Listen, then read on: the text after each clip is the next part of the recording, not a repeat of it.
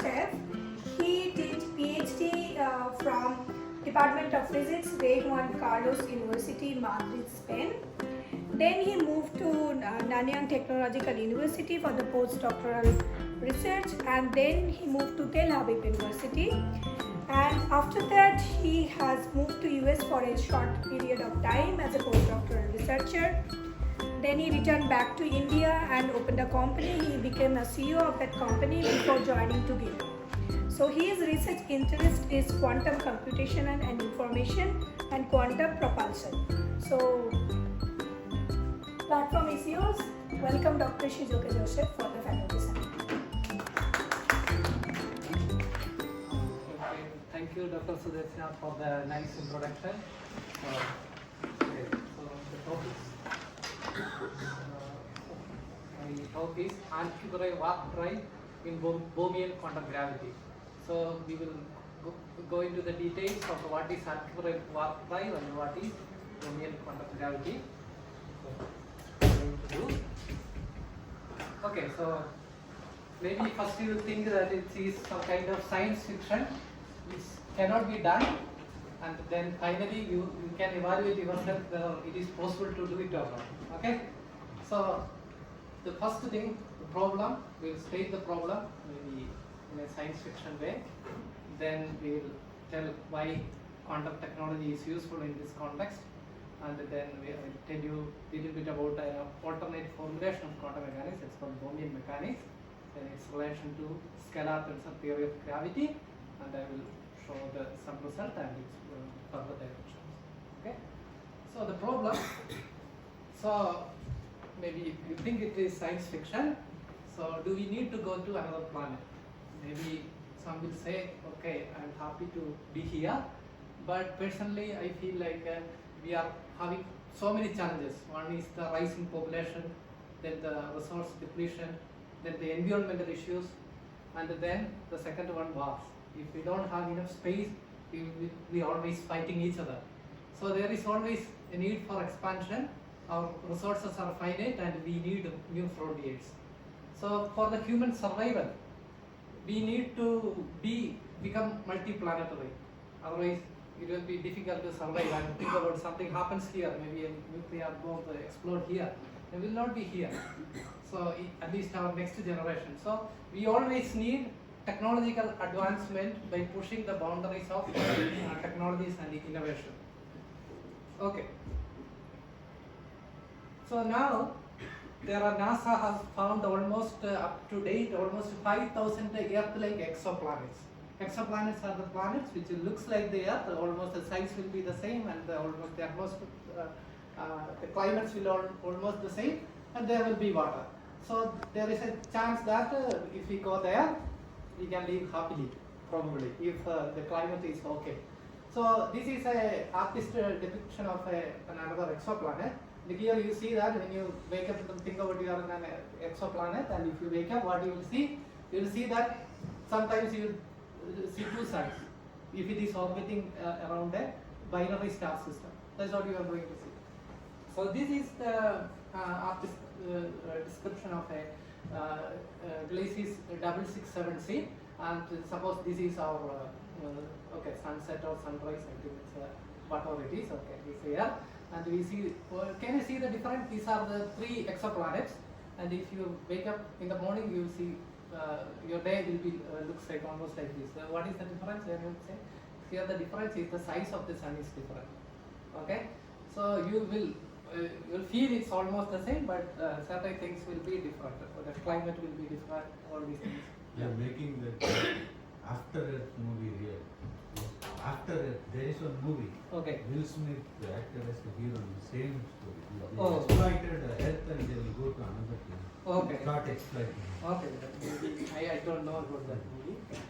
Then the current potentially habitable exoplanet, these are the one we have discovered, and this is the size of the Earth.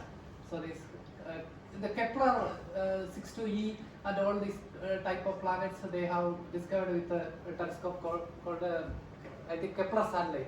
They have discovered so many exoplanets, and now James Webb telescope is finding so many not satellites, so many exoplanets. Okay, so you can have a look, and this is just a few things.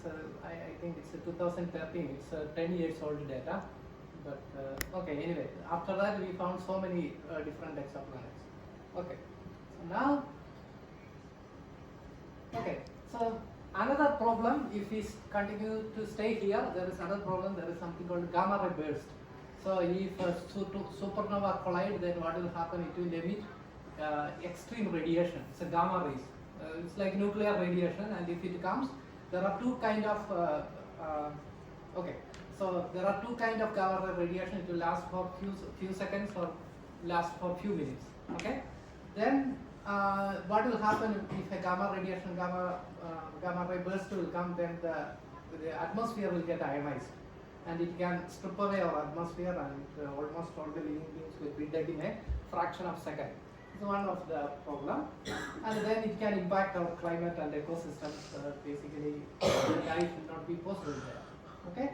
So, yeah, what is the source of this gamma ray burst? Maybe various most common sources are the supernova and the collapse of massive stars. Okay, so it can have short duration and long duration. It can last a few milliseconds or several minutes.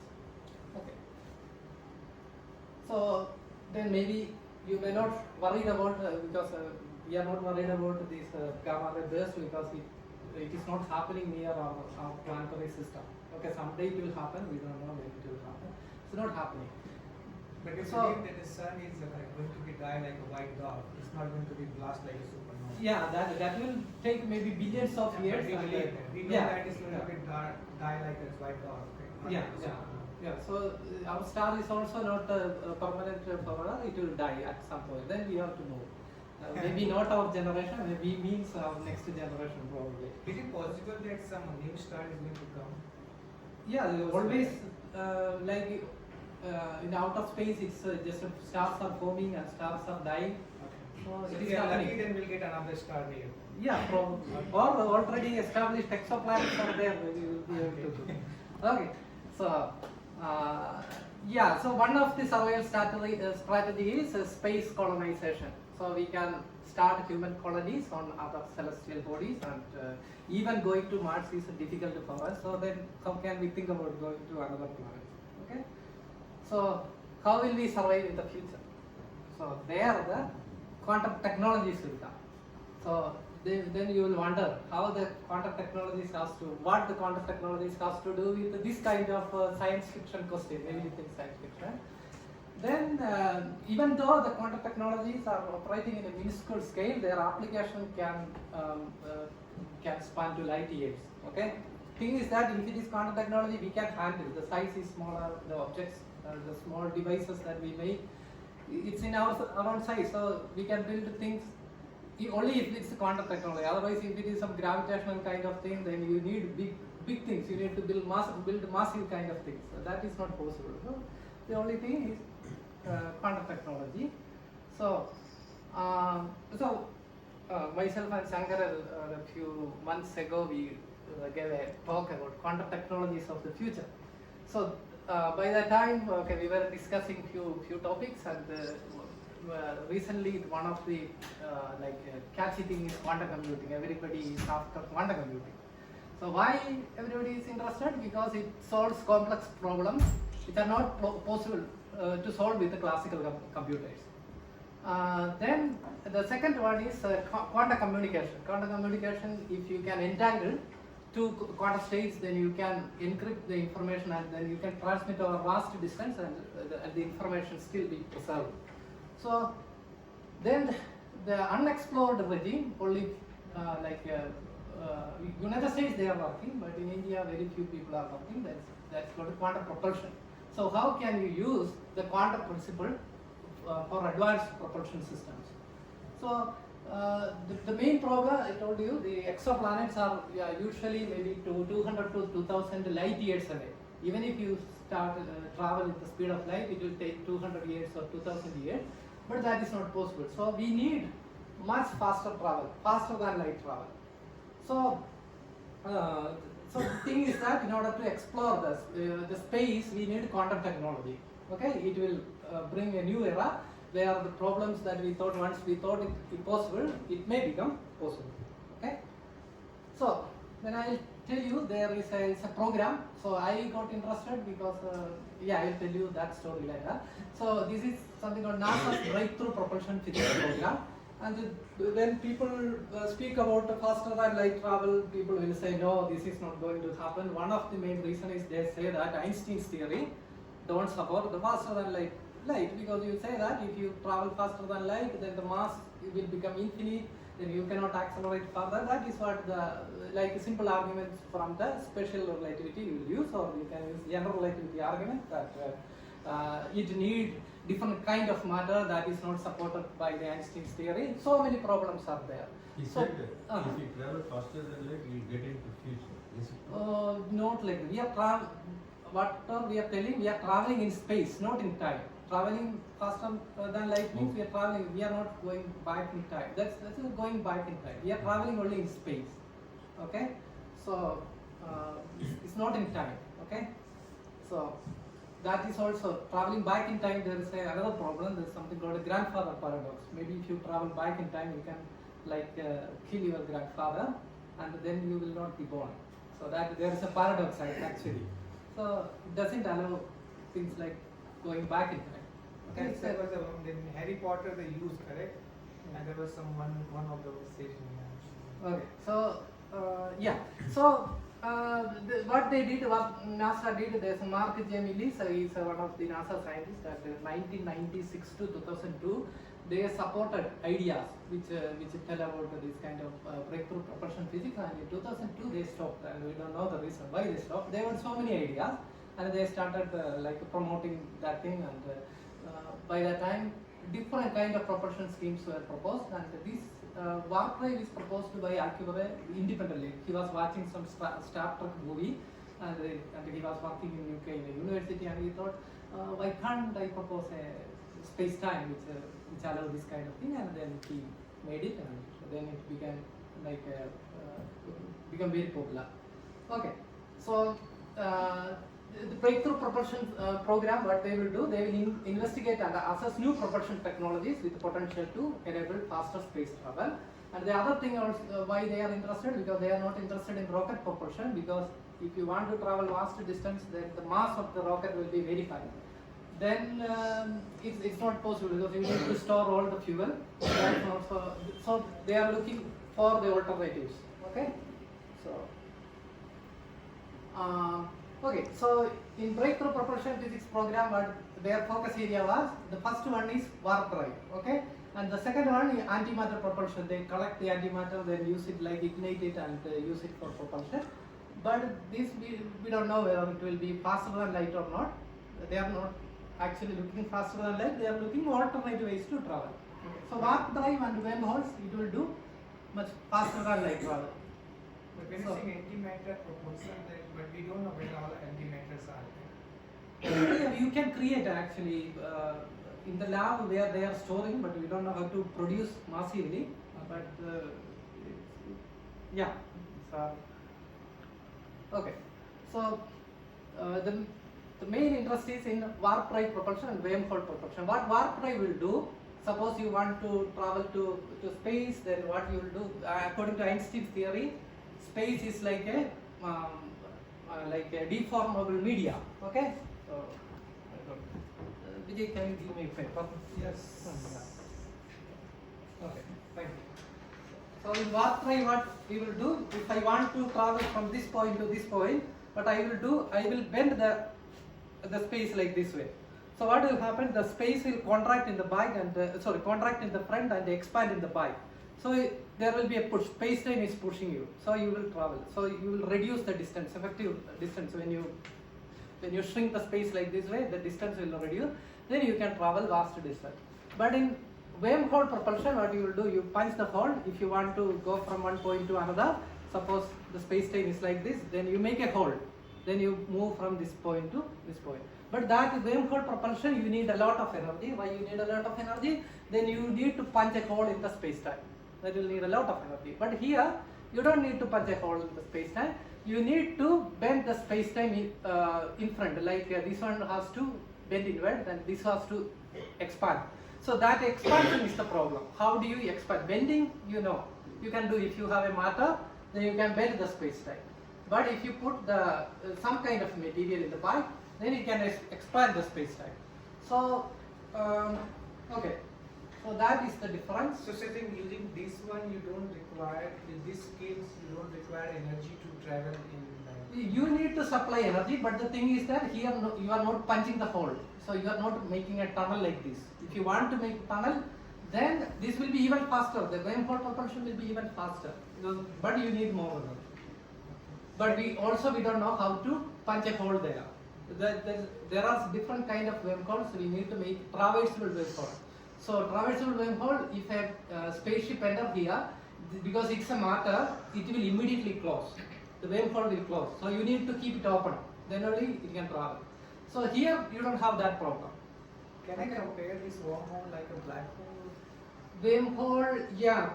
Some people say it's a black hole, like wormhole or black hole. We cannot distinguish. We don't know what is in black hole. We go up to the event horizon. We don't know what is happening inside. We will get a singularity. So that's how this Python and all those people discovered this Is it wormhole. like imaginative?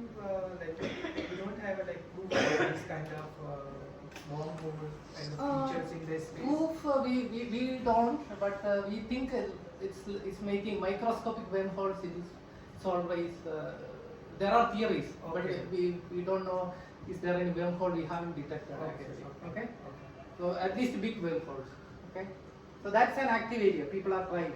Okay, to make a traversable wormhole. So this is another picture illustrating the same warp drive concept. Space-time expands, space-time contract. So this will give faster than light travel. Why faster than light travel? You are actually modifying your own space. Yeah. So suppose there is a rocket in the space. Yeah. So he wants to propel the rocket from one point to another. Yeah. But we know that rocket will not bend space-time much. Yeah. It will not bend. Yeah. Only because of its acceleration. Maybe. So how then this space-time curvature can give this propulsion for a rocket? Space-time curvature. Right is that the space-time curve, Yeah.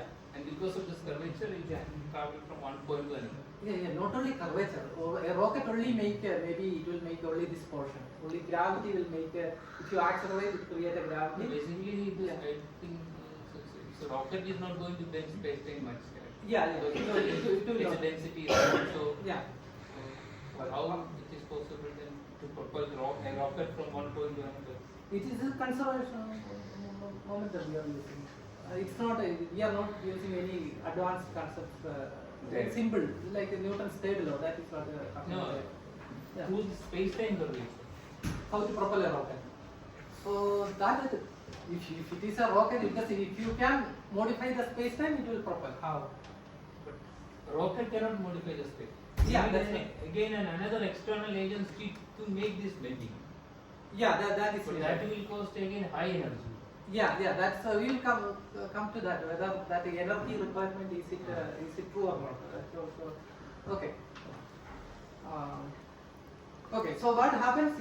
It will create, like here you see there's a flat space-time. Even though it will travel faster than light, maybe we will think that if you accelerate an object, it will create its own gravity inside. So you think that it is not possible. But if you look here inside, the space-time is flat. Flat means no gravity. You don't feel any gravity, and if you just manipulate inside, there also you can control the gravity. Okay, if you manipulate the space-time inside. Okay, so this is like a warp bubble. Whatever inside here is a bubble. It will travel along one direction. Okay.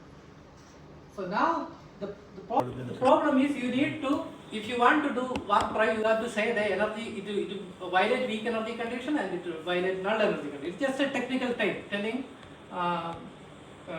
yeah, it's not Einstein's equation, it's a simple equation. Like you may think it's difficult, but it's a mu nu will give a matrix. Matrix A equal to Depends upon matter. space and time. It's just a matrix. Matrix A equal to K times B, or matrix G is some K times T.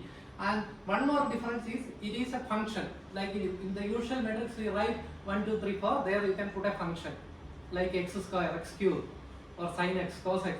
These kind of functions will come. So the point is you can imagine any G mu. G mu will describe what is the shape, what are the shape I have shown. Okay, maybe your cloth. It will create a G mu. Okay, it's a tensor and it will create a space time, some shape in 3+1 space time, and then that depends on the what kind of energy you are giving. So you can took any space time like Alchemist did, but you don't know what is the energy required. Is it appropriate taking a T mu? So what we have found, this T mu violate null energy condition and weak energy condition. So then the problem is, okay, this cannot be, this has to satisfy Einstein's theory, but they found this is not, this is beyond Einstein, it's not obeying Einstein's equation. It's K. Pardon? K. The K is the constant 8 pi g by c to the 4th. It's a gravitational constant related to gravitational constant kappa. So then quantum physics comes to the rescue. There are quantum phenomena which can violate these energy conditions. So the material which violate these energy conditions are called negative, like exotic matter. Think about I say that an electron has a negative mass. Electron always has positive mass. Then it is an exotic matter. But do you think that this is the outcome of the space-time curvature which we have changed or something? Yeah, because usually gravity is attractive. If gravity is attractive, then it shouldn't happen. It shouldn't violate energy. So, in order to expand space, you need to think that the gravity may be repulsive. Okay, Yes. this kind of things is appearing there. That's why. But in quantum mechanics, it say that okay, there are something called like everybody knows uncertainty principle. So uncertainty principle, there is something called a vacuum. Vacuum is not empty. Even if you remove all the particles in the universe, you can see that because of the uncertainty principle, the energy cannot go to zero. There will be a small change in the energy. Because of that, it will uncertain in energy. It will create electrons and anti-electrons. Then it will annihilate. And again it creates. So the vacuum is dynamic. Okay? So even if you remove all the particles and everything from the space-time, still it contains electrons and anti-electron or particle-antiparticle pair.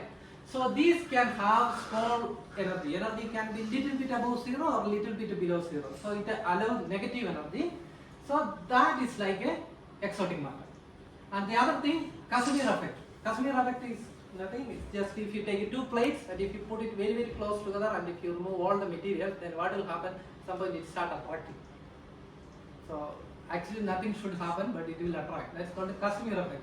So if you take small cavities, then you can have this Casimir effect. But this effect can be observed in the lab. Yeah. These things are observed. Even virtual particles, the people are making. They are shining light into the vacuum. Then they see that electrons and anti-electrons are coming out. It's just generated. If it goes beyond a limit, that's called a Schinger pair production. If you focus enough light intensity, then it will start producing these electron and anti-electron. Maybe that will be an answer to how to produce antimatter. So we can create. Okay. So the Casimir effect also will do. Then there is something called a squeezed light. So my PhD was basically doing like studying the squeezed light. Then that actually led me to this area because then I understood that the applications of squeezed light, there can be many applications. So it can be used in quantum computing, and the other application you can generate vacuum state involved negative energy. You can create in the laboratory the negative energy state, exactly exotic matter with the quantum state. But you don't see any connection. How come this is like describing an equation like okay, this is some geometry problem. Expanding space and all those things, and you may find it very complicated. Maybe even though I told it simple, this equation is not easy to grasp. So Einstein equation, but you are asking, you are telling, okay, now this can be done in quantum mechanics. So what is the connection? How it is related? Well, what is the reason between this Casimir effect? What is that? The reason behind this Casimir. Casimir effect will give a negative energy density actually. But Casimir effect, if you add the number of modes, what you will get, like you might have seen 1 plus 2 plus 3 plus extra, the answer is -1/12. Okay? I don't know whether you have seen it or not. If you add, like this called as some series, you can have values. If you add positive sums, if you add, sometimes you will get negative. Okay? So that is what happened in Casimir effect. If you add all the modes, infinite mode, then you will get a energy which is negative. So that is actually what we want to create exotic matter. So all these phenomena, burst of particles in vacuum, Casimir effect and squeezed light can produce this kind of exotic matter. It's called exotic matter. Okay, so how to solve this exotic matter problem?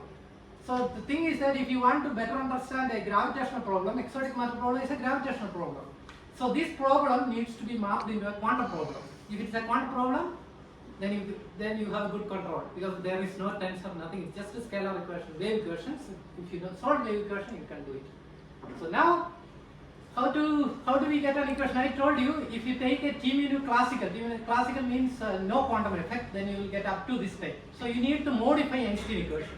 And if you add a quantum energy momentum tensor, which is quantum mechanical, this, suppose it violates energy conditions, then this can act like an exotic matter. Okay, so you are adding a correction. That correction should come naturally. Then you explore what is happening in quantum mechanics. Then the problem will reduce to a quantum mechanical problem. Okay, that is the simplest way. Then if you have an equation a matrix A equal to alpha times matrix B, then the B has to satisfy some property, then you add a correction. So that properties will satisfy. Can you remind me what T was? T is energy momentum tensor. Okay. So what you will do, I don't have pen. Yeah, it's a matrix basically with density and pressure. Yeah, energy and momentum basically. Okay. So now let us come to quantum theory. What quantum theory says, okay, the simplest thing is Schrodinger equations. When you write an equation like this, the problem there, space-time is flat. Okay, you will think that quantum mechanics cannot describe any geometry. That's what we will think, because space-time is flat. Then how can we use quantum theory to bend the space and time? And the theory is probabilistic, and the wave function is complex. This is highly different from the theory, the general relativity theory we had studied. So, yeah. On the contrary, if you want to expand Einstein's theory, there is a candidate called scalar tensor theory.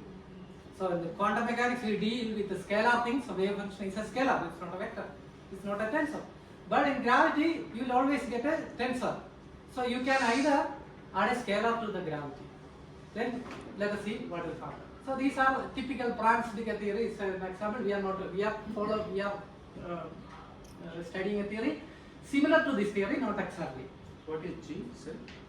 Which one? What is this G under root minus? That is a determinant of the metric. When you write a metric, Okay. so you want to find the volume of the space, and this is just like a volume of the space actually. So it's a Jacobian of a transformation. You are coming from mathematics, am I right? Mm-hmm. So if you take a transformation, and it's just a Jacobian of the transformation.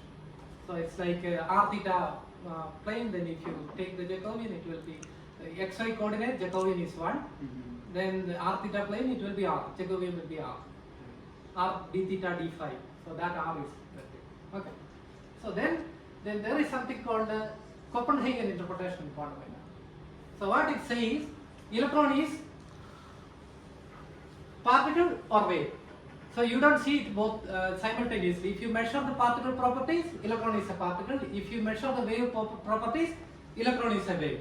So whenever you look, it will collapse. If it is a wave, when you look, it will collapse to a delta function. Delta function means a particle. The density is infinite everywhere, and infinite at 0 and 0 everywhere. Okay. So that is what we believe. Copenhagen interpretation. That's what most of the majority of the people believe. So Can you please yeah, elaborate on the previous one? this one. No, the Copenhagen. Copenhagen. So suppose I am an electron. You think I am an electron. Then you see that, okay, when you observe with your eyes, what you are doing is you are hitting me with photons. Okay, then you see that my state is collapsed. I am a particle. But if you close your eyes and you think that I am trying to evolve, maybe I will wander around in this room, and then you want to see what is the probability where I am located. Then you see as a probability, like I will be almost located here. My probability will be higher here. So that is like a wave nature. If you don't observe me, you will see the wave nature. But if you observe me as a particle, you see that I am a particle. So it is like wave nature and particle nature does not exist together. It is like mutually exclusive. Once you measure particle nature, wave nature disappear. Once you measure wave nature, particle nature will disappear. That's what. When you measure the wave nature, what exactly you mean? Because Yeah. right now you told right that Yeah. if you measure it, it will essentially collapse to like hitting with a photon and essentially it collapse to the particle nature. Right? Yeah. So how do we exactly measure the wave nature? Of course, we know that Yeah. the diffraction and all these things must happen Yeah. over there. Yeah, wave nature diffraction you can measure, then you can find the wavelength, then you are done. Basically, that wavelength will give you tell you that's a wave. Correct. Yeah, but if you have photoelectric effect, that will give you that's a particle. You will get the particle nature. Yes. But you cannot see the wave nature there. In the photoelectric effect, if you want to look the wave nature, you don't see But that. in the photoelectric effect, we Yeah. need to observe the particle nature of the light. Yes, We talk yes. about the electron. Yeah, same thing. Electrons are still the particle. In the Yeah. photoelectric effect, I Yeah, don't think yeah. the electrons are considered as the waves. Yeah, there we consider as a particle. Yeah, that's But right. that's not. Yeah, we the are- photoelectric effect is mainly concerned about the photons. Yeah, like, light. whatever is true about photon is true about the electron. The wave function of the photon is like Maxwell equation, like electric field and magnetic field are the wave function of the photon. Hmm. Yeah.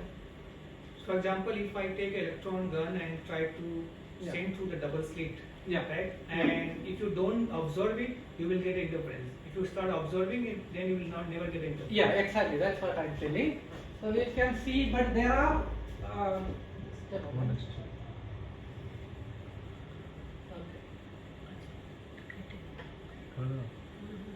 I think everybody has seen this.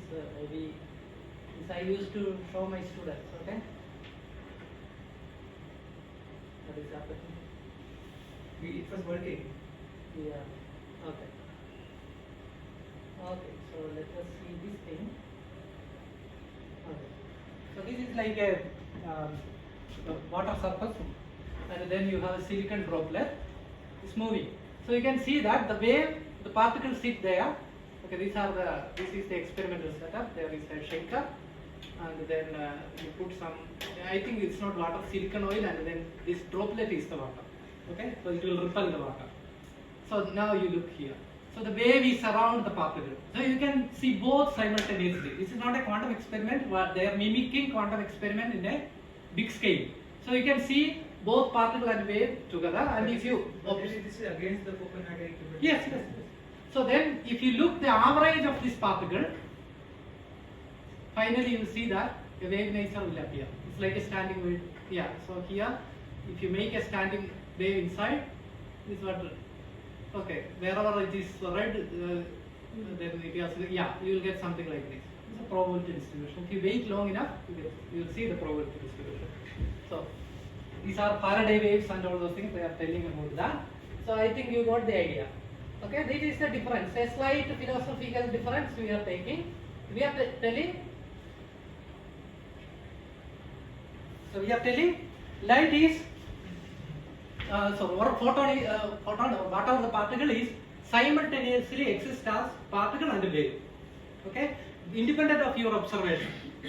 So now this is another videos. This is from MIT. They started playing with it. Here you can see the waves, and here you can see the particle. Okay. So how do you explain double slit experiment? Double slit experiment, what you will see that every electron has its own trajectory, or every photon.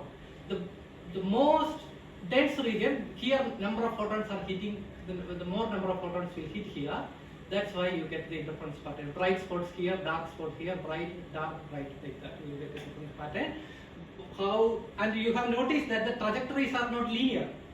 With linear trajectories, you cannot make it. So what happens here? Is like a trajectory is itself curved. Particle trajectory itself is curved. But then it is against the principle of least action. Yeah. Principle of least action. Yeah, everything is there. Everything is Particle trajectory is curved. yeah. Then it is against the principle of least action. No. It is but there is a extra force is coming. Something is bending this trajectory. This force will be uniform or non-uniform. Non-uniform. But from where the so if I'm dealing with a free particle thing, Yeah. Because the kinetic energy, which is the curvature of this. Yeah, I will show you. So what you will do if you this is called Bohmian formulation. How to violate the principle of least action? Yeah. Least action it is it's obeyed, but you have a force. You do the least action in the presence of a force. Nothing. So, Yeah. so there is automatically a force is coming in the free particle system. Yes. So that force is called a quantum force. That it is equally mysterious as Copenhagen. Yeah, the one force is there. So what is happening here? So what you will do to see that? Okay, here also you can also notice that these waves, whatever I told, these waves looks like a bending the space time. You can think about this like a space time. This is like bending the space time. Okay, so you can map to a gravity problem. So you can map this problem into a gravity problem, quantum problem. But this space-time is not like Einstein's space-time. It's exactly like Einstein's space-time, but the thing is that we are not. This is only bending in time. It's not bending in. It's bending in space, not in time. Yes. Okay, because it's non-relativistic. Okay. So the thing is that you take a Schrodinger equation. Simple experiment you can do. You just take the wave function psi, decompose into square root of rho, density, and the phase. When you do the decomposition, what will happen? You will get two equations. Okay. So this One- S is your action or something? Yeah, that is the action. That's Okay. the action. So this will give a continuity equation like a fluid dynamics, and then the equation of motion will be like a plus extra force is there. So this is like if you minimize an action, it can come from an action. If you minimize in the presence of a potential, then it's not a straight line. Okay? So that is the basic idea, and we see that there is a force. So whenever you have a force, you can cancel that force. Okay, usually gravitational force. You can cancel. How do you cancel a gravitational force? Suppose you are in a lift. Okay? So you are accelerating. You are going. Think about I'm dropping a ball in the room. You can equivalently you can imagine I'm dropping a ball. You can tell it's because of the gravity or because the floor is going up. Suppose you are not looking outside. Floor is going up and it is hitting the floor. This one is stationary. The floor is going up and it is hitting. You can imagine like that. So you can cancel whatever the force field with an acceleration. If gravity is there, you accelerate. Then what you can do? You can cancel the gravity. Or if there is a gravity or somebody want to put you inside a closed. Okay, for example, our lift usually it goes down. Okay. You're saying our lift. Okay. Yeah. So at that time you feel like you can feel your internal organs because you don't feel any gravity for a fraction of a second. So you can cancel. If you accelerate in a particular way, you can cancel the gravity. And if the lift is going very fast, then you feel like something is pushing you down. Then the gravity will. So gravity is a feeling, whether you are in an accelerating frame or not. That is what Einstein's idea. And okay. So now the question is, I told you how to do with the Schrodinger equation, how to decompose the Schrodinger equation. But you can do the same thing with the Klein-Gordon equation. This you start with an action, then you minimize the action, then you will get a Klein-Gordon equation. Okay, so you are deriving Klein-Gordon equation by starting with a Lagrangian density. Or if you assume another Lagrangian density, you can come to Schrodinger equation. So you can derive, assuming there is an action or a least action. You can come to Schrodinger equation or the Klein-Gordon equation. Okay, so now you decompose the Schrodinger equation, you will get a term like this. This is like a dou mu s is momentum p mu p mu, momentum is like m square omega square. So that extra force, this comes from a wave function, it is an extra force. This is one equation of motion, and you get a continuity equation. So then what you can do, you want to have a free particle motion, then you can move this omega to the other side. Okay. This one m square omega square mass is a function of density, then you take this omega square, you move underneath, then this looks like a free particle motion. This momentum square is equal to mass square, okay, for momentum square. So then here you notice that 1 by omega square eta mu is telling the space is flat. So you multiply with some function as flat space, then it becomes a curved space. It's called conformally curved, okay. So think about you have a cloth and then you just you make a sine wave or cos wave, multiply with the sine function, then your cloth looks like curve. Okay, but you can, it is some kind of curvature called a conformal curvature. So that is what happens. So you can take the metric which is curved is some omega square times a flat metric. So you have a flat space, then you multiply with the function, then it becomes a curved space. So the equation, quantum equation you have started, this is the one complex equation you have started with. You can make a conformal factor how the space-time is curved. This is a function describe how space-time is curved, and then the equation of motion and the continuity equation. So if you make these four real equations, it's equivalent to these Klein-Gordon equations. Can we spend more time on this question which is making you feel that your space become the curve? Like Yeah, that is. which one is that? Yeah, that is like it's a symbol. Like so the yeah, it's like this is. Yeah, that I will explain later. It's like it's a mathematical manipulation, I think. So what it says, if you want to put gravity, like I told you, we started with a flat background. Flat background means no gravity. If you want to put a gravity, whatever the background, you can make a metric. Then you multiply with a scalar function. Then you say that this entire thing will incorporate quantum mechanics. Okay. So then you know that what is omega square. That is related with the quantum density. Or in a sense, you can say that you have a flat space and it is just fluctuating, making small curvature. Quantum mechanics is making some small fluctuation. We can correlate this with the quantum path integral approach which Feynman has introduced. This is not related to path integral. This is just That's what related we are to. talking about, correct?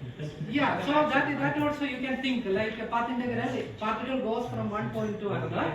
So it takes so many paths. Yes. So if the space is flat, then it can only take the least distance path. It can only take a straight line. Yes. It is not taking straight line. It is taking complicated paths. That Yes. means space-time is not like flat. Exactly. There is something extra there. Yes. That's what it's saying. Yes. Okay. So the geodesic is complicated. So what is happening is, in the usual general relativity, we say that the covariant derivative of a metric is 0. What it means, if I have a car and if I parallel transfer, I take the vector and move along this car, and I take another vector, move along the car, then you find the angle. That is what the curvature. So when you move, this actually, the length of the vector doesn't change, basically. So you can say that this is related, length of the vector is related to the metric. So you can say the covariant derivative of f vector, this vector is 0. But you can have a situation, you move a vector around, and then because of the fluctuation, this length may vary, increase or decrease, and then finally it can give a difference. So that is called a BL geometry. So if you have a metric, if it fluctuates, if the length will fluctuate, you will get a function times the. So this length fluctuation is associated with quantum mechanics. So if you do like this. So there is also an article by Leonard Susskind. It actually comes from an idea CFT developed string theory. So what he proposed then, if that is true, then he just generalized his statement. He told that general relativity is equal to quantum mechanics. Both are looking differently, but both are the same theory. That's what he is telling. So this one of his famous articles. Asking quantum information guys to look into that. So that's why he said, dear qubit, GR equal to QM. Okay. This problem has really solved. This is just a proposal, okay, I'll tell you that this is the idea. But before this idea, actually these two people had worked on the geometric formulation of quantum theory. These are two Iranian scientists. They have done some work. So what they did, you take a metric. This is Einstein's equation is obeyed like this. Then if you make a multiply with a scalar, then you will get an equation like this way.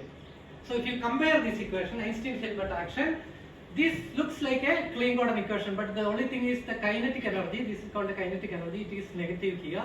The curvature also, this is like a negative sign of that thing. Okay. So this omega will give an extra freedom. Okay. Instead of tensor, not only tensor is there. Jimmy will describe tensor that is encoded in R. Also you have a function there. Okay.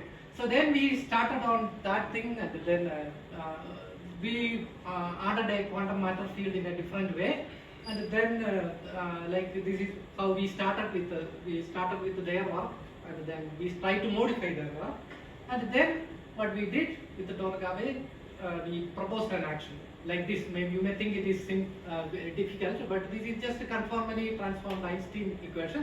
This part will give Einstein equation. This part will give a quantum mechanics equation. This part will give a how the quantum mechanics and gravity couple together. Okay? This part. Okay? So this is Einstein gravity, quantum mechanics, and their coupling. And then what we found several equations, and then the thing is important thing I told you. This is what we got. Einstein equation will contain the space-time curvature, Q mu matter. This is the normal thing. Then quantum mechanics also will give a contribution. Quantum mechanics give an extra contribution. Then you have the vacuum contribution, some extra contribution that we called vacuum. And then we solved, there is something called some technical details, and then we are thinking, can we use this equation, this generalized equation for the warp drive, whatever the warp drive is proposing. So we found in warp drive there is a space-time is described, whatever the space-time shown here, this is the space-time shown here. This is described by this equation.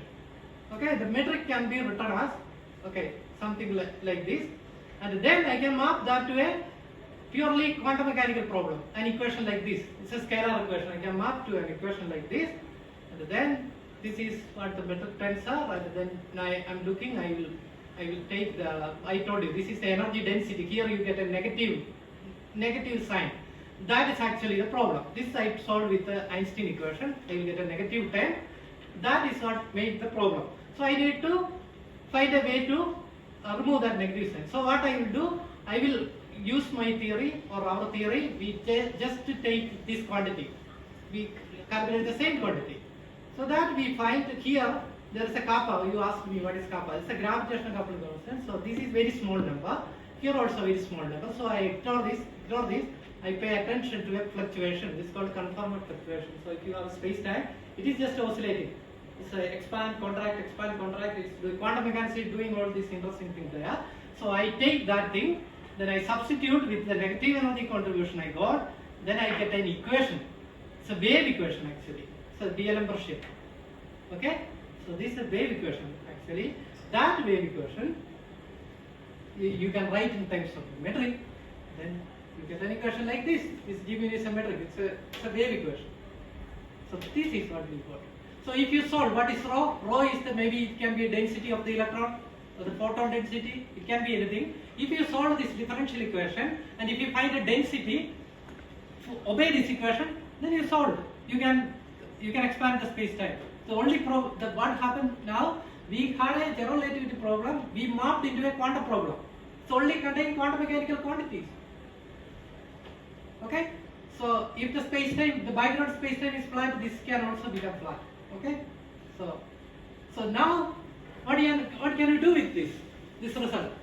So we can solve this type of quantum equations in different physical contexts, and these are the wave equations or curved manifolds. Okay, wave equations on curved manifolds. Also, we can create quantum optical states. So you need to find density. There are squeezed state or squeezed coherent state. These are quantum optical states. If you can generate, then that can be useful in this context also. Okay, so what we can do further. So I am collaborating with Dr. Shankaran. So Shankaran is actually done some work. Actually, even though similar to these equations. Quantum density, like quantum equations, he got a reaction diffusion equation, and he got done on some kind of curved surfaces, curved geometries. So I'm trying to collaborate with him because I also got interested in same kind of mathematics. So it's giving me almost same mathematics here. So, but it will be hard, little bit harder, but it can be solved analytically or numerically. Then you can create quantum optical states. So optics is always interesting. So I'm collaborating with Dr. Jinesh, and this is what I want to pursue further. And this is all these are presented related to the two articles I have recently published, one is 22 and one is I think it's 23. So I got wrong. Okay, so recent one, and this is so. These are the theoretical ideas, and if experimentalists want to work, they can take these ideas, and then we can build new technologies.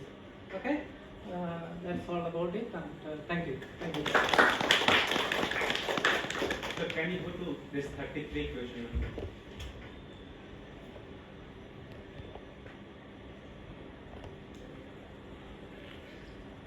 So this one is quantum version for So Lagrangian?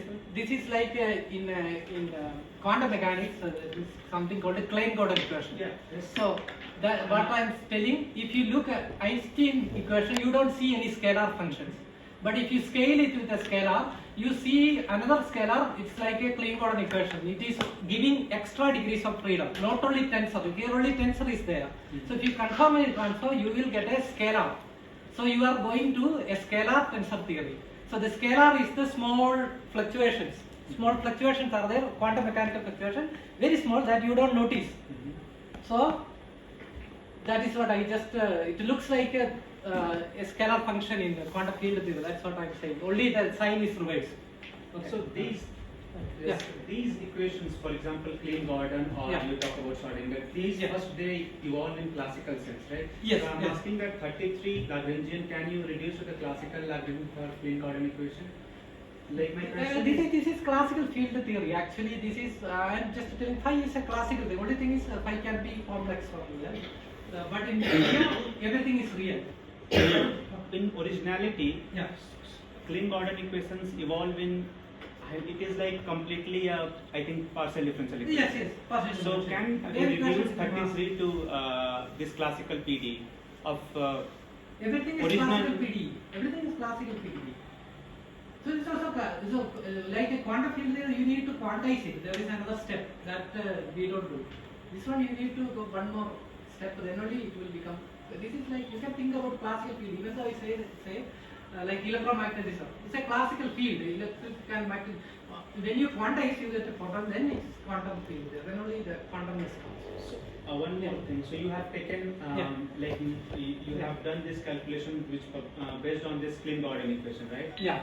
Yeah. So there is a very another aspect of Klein-Gordon equation, which called classical to me looks a little bit different. We may discuss about that. There can be many sine Gordon equations are there. Yeah. Then that you can here you put a sine phi, then it becomes sine Gordon So equation. a lot of same calculation or something with more complexity will come into picture. Yeah. That's right. And what is this like?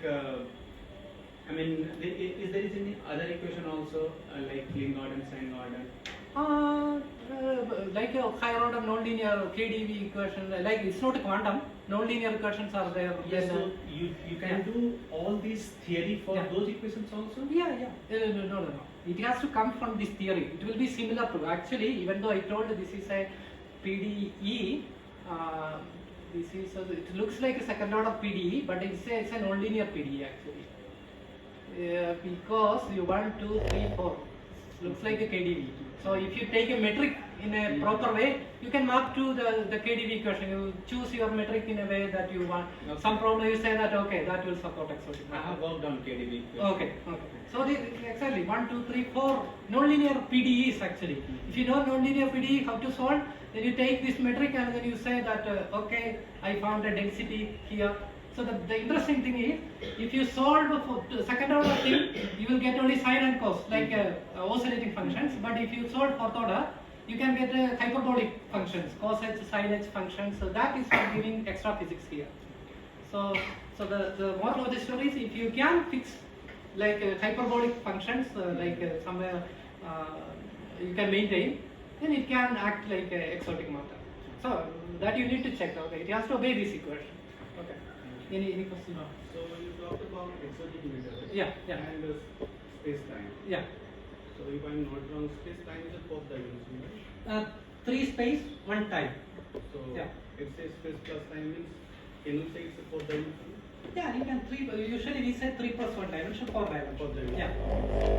These kind of matters means exotic matters. Are Yeah. these matters existing only fourth dimension, or can you find these matters in 3 dimensions? Higher dimension. Oh, that's a good question. So maybe if the space has higher dimensions, maybe whatever we believe exotic matter may not be that exotic.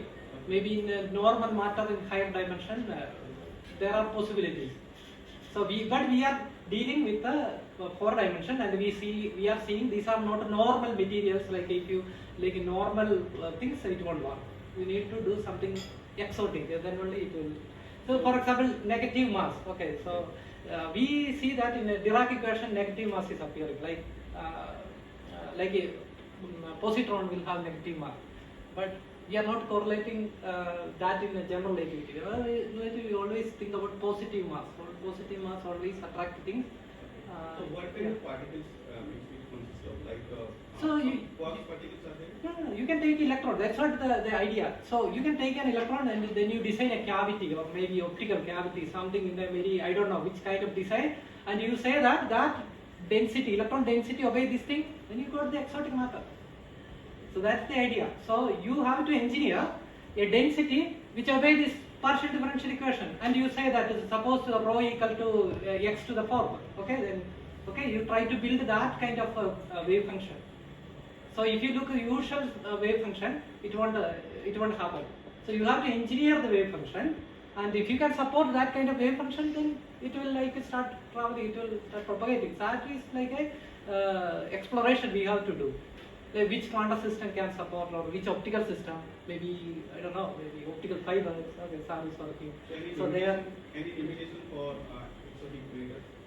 any limitation. Limitation means so the problem is we are not able to make in a bulk quantities. Maybe quantum means in like very small quantities, so we need to make it in a big quantity. So all those kind of things are challenges. So But experimentally, can you produce? that's what we are telling. So theoretically, this map to a quantum problem, and if you can find an experimental system which will support this kind of densities, and then you can build it. It's no problem. So, but first we need to solve this.